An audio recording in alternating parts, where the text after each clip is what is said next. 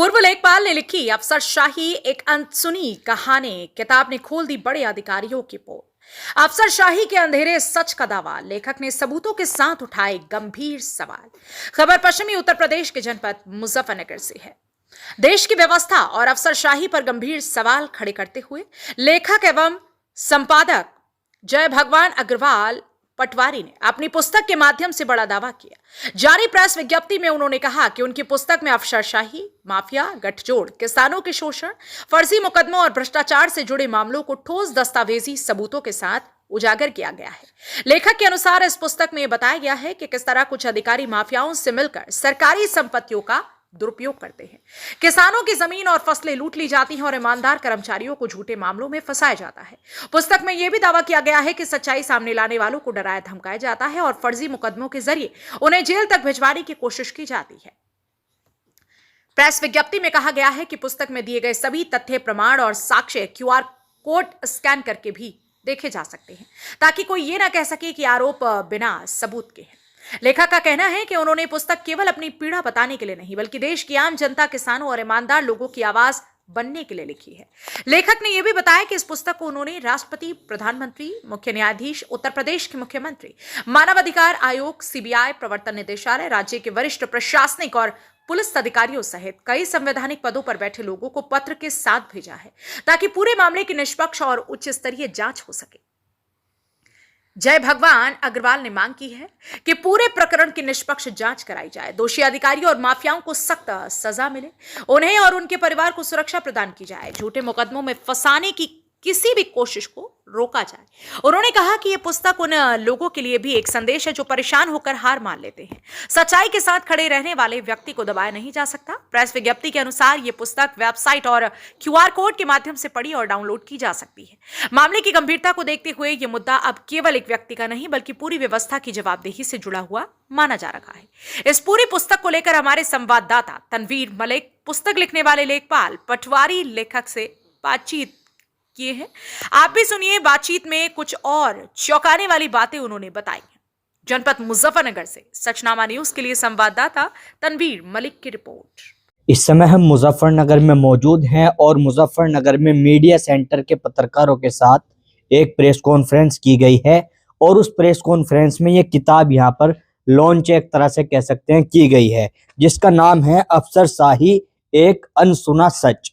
इस किताब के अंदर जो तमाम चीजें लिखी गई हैं उसने कहीं ना कहीं सिस्टम की एक ऐसी पोल खोल कर रख दी है जो आप सोच भी नहीं सकते। उस किताब को लिखने वाले पटवारी हमारे साथ मौजूद हैं, तो आप पहले अपने बारे में बता दीजिए। मेरा नाम जय भगवान अग्रवाल और मैं लेखपाल, जिसे आम भाषा में पटवारी कहते हैं, उसके पद पर कार्यरत था।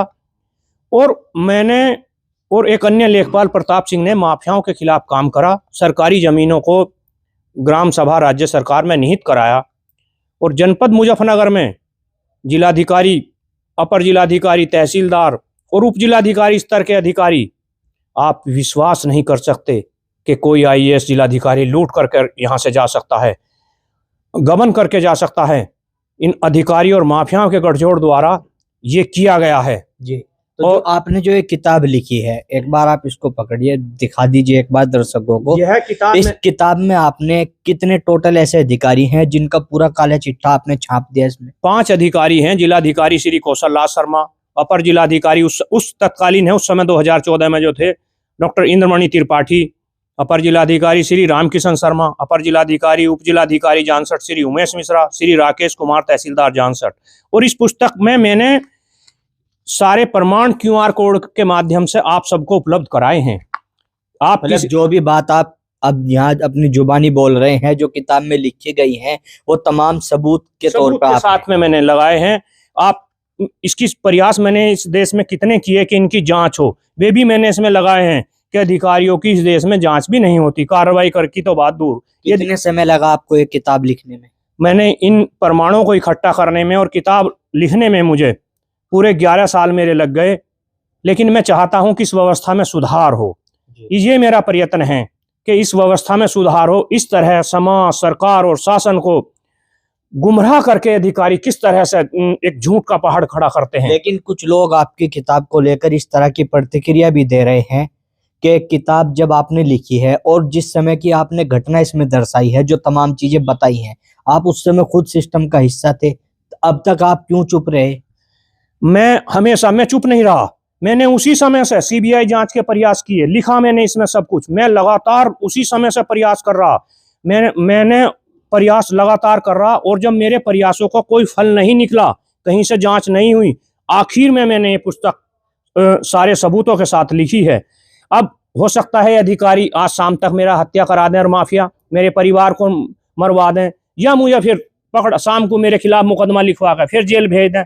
लेकिन मेरी किताब आप सबके सामने है, इसमें सारे सबूत लगे हैं। मैं जिंदा रहूं या मर जाऊं इसकी मुझे चिंता नहीं है, लेकिन इस व्यवस्था में, इस देश में सुधार होना चाहिए, ये मेरी मांग है। बिल्कुल, देखिए किताब इन्होंने लिखी है और पूरी जो है घटना, जो तमाम चीजें, जो तमाम आरोप जो ये बता रहे हैं, वो तमाम बातें इस किताब के अंदर मौजूद हैं। यदि आप भी पूरा सच, पूरा मामला जानना चाहते हैं तो इस किताब को आपको लेना होगा, और इस किताब को पढ़ने के बाद ही आपको अपना निर्णय लेना होगा कि आखिरकार इस किताब में बताई गई बातें और इनके द्वारा लगाए गए तमाम आरोप कितने सच आपको नजर आते हैं। इस पुस्तक को आप मेरी फेसबुक जय भगवान अग्रवाल और मेरी वेबसाइट अफसरशाही.in पर भी देख सकते हैं, और मेरी यूट्यूब चैनल जय भगवान अग्रवाल पर भी ये उपलब्ध है। और इसमें QR कोड मैंने लास्ट में दिया है, स्कैन मी करके पूरी पुस्तक उसमें भी खुलेगी। आप इसे वहां से आपको ये मिल जाएगी। मेरी फेसबुक जय भगवान अग्रवाल, यूट्यूब चैनल जय भगवान अग्रवाल और अफसरशाही.in वेबसाइट से आप इसे पढ़ लें। आखिर में आपसे एक सवाल है कि अब क्या चाहते हैं आप? इस किताब को भी आपने यहाँ पे आज मीडिया के सामने रखा है, अभी भी क्या चाहते हैं आप? मैं ये चाहता हूं कि इस प्रकरण में जो लोग दोषी हैं, जिन्होंने अपराध किए हैं, जिन अधिकारियों और माफियाओं ने अपराध किए हैं और जिनके लिखित सबूत अब सामने हैं, उनके खिलाफ कार्रवाई होनी चाहिए। और जो निर्दोष इसमें फंसाए गए हैं, जिनकी लूट हुई है, जिनके साथ जो निर्दोष फंसाए गए हैं, उन्हें न्याय मिलना चाहिए। जी बिल्कुल, देखिए तमाम बातें बता रहे थे। आप भी ये किताब लेकर, पढ़कर उसके बाद अपना निर्णय ले सकते हैं कि इनकी बातों में सच्चाई आखिरकार कितनी नजर आ रही है। और ये भी देखने वाली बात होगी इस किताब के बाद शासन और प्रशासन किस प्रकार की आगे की इनकी जो तमाम मांग है, किस तरह की जांच होती है और किस तरह की नई चीजें पूरे मामले में सामने आती हैं।